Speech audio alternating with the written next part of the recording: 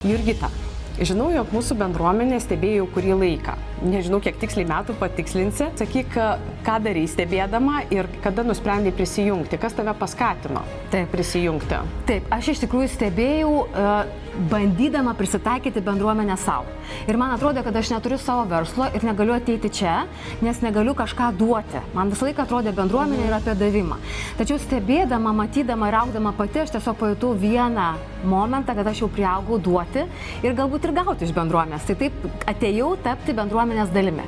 O stebėjau 5 metus. Tai šiandien tas gimtadienis yra labai simboliškas, nes tiek metų iš tikrųjų stebėjau mūsų klubą. Tu, kai stebėjai mūsų kaip bendruomenė, kaip tau viskas atrodė tada ir kaip atrodo dabar, pabuvus jau joje daugiau nei pusę metų? Tinklaveika iš tikrųjų buvo apie tą kokybišką buvimą. Man visada bendruomenė buvo daugiau apie šurmulį ir apie tokį triukšmą.